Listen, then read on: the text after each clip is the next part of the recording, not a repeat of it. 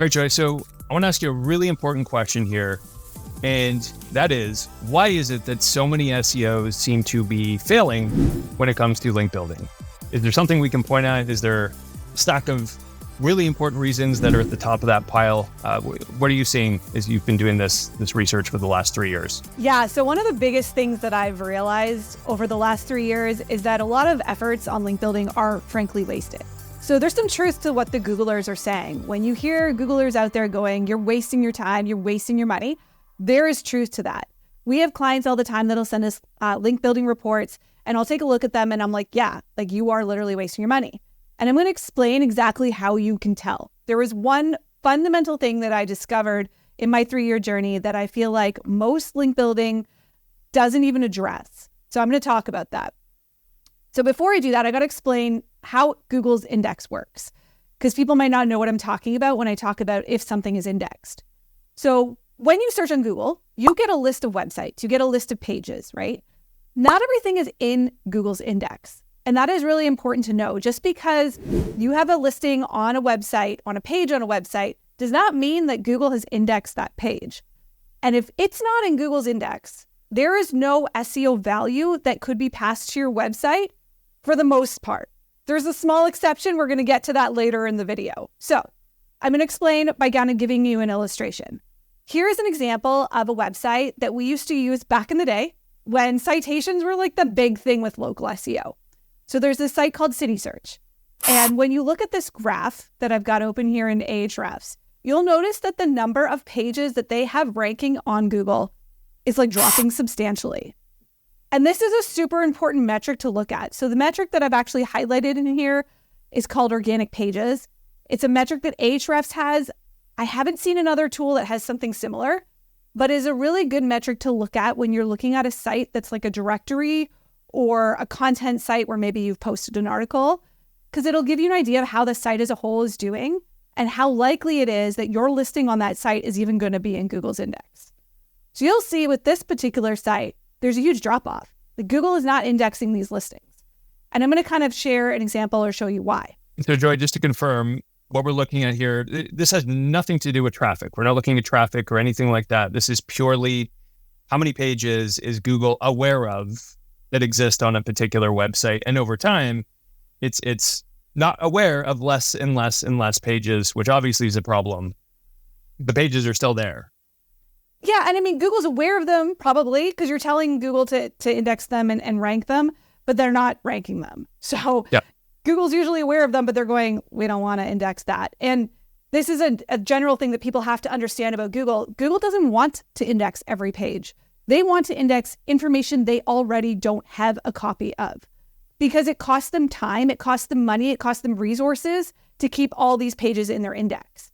So they want to use those resources efficiently.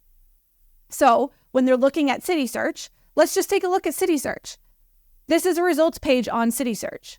A lot of listings don't have much activity on them. There's not really anything being added. Now compare that with something similar on Yelp. So this is the exact same kind of search on Yelp.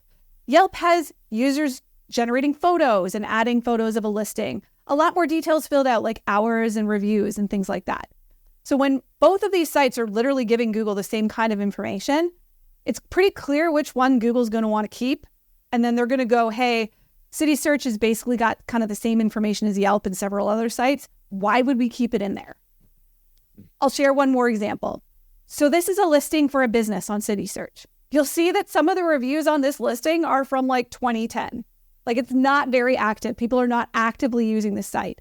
So when you compare that to Yelp, you'll see more recent reviews that have been left by users that are also very detailed. So fresh, like user-generated content seems to be something that Google clearly favors, especially when it comes to directories. That's fair to say? For sure. They also want signals that are going to tell them if users like a website. So one of the reasons why Reddit is doing so well on Google is because people search for Reddit and people specifically look for Reddit. And then when they see Reddit in the search results, they click on Reddit. So in a sense, Google is rewarding bigger brands, but they're also rewarding the brands that people actually want to see. You're telling me people aren't searching Google for CitySearch, is what you're saying. They're not doing that anymore. I mean, maybe a bit, but nothing compared to Yelp. Okay. Yeah.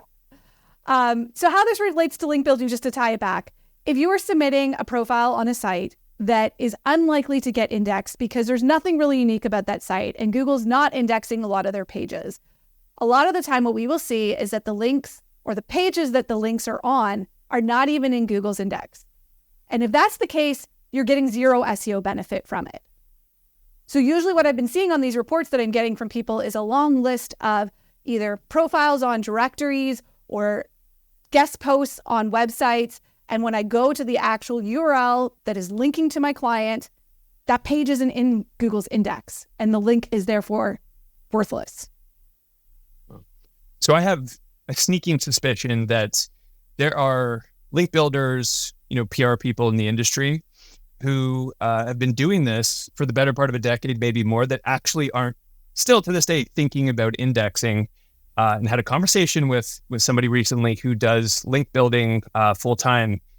And we were asking them about indexation rates. And it wasn't even a metric that was part of their whole system. As far as they were concerned, you get the link, that's it. You've done your job.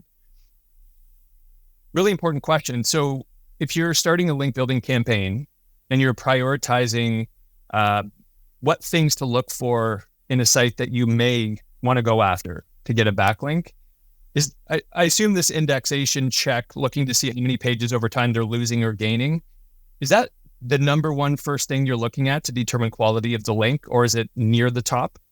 Yeah, and I would say the time duration that they've had patterns is also important, because you'll see this often with what we call PBNs, which are private blog networks.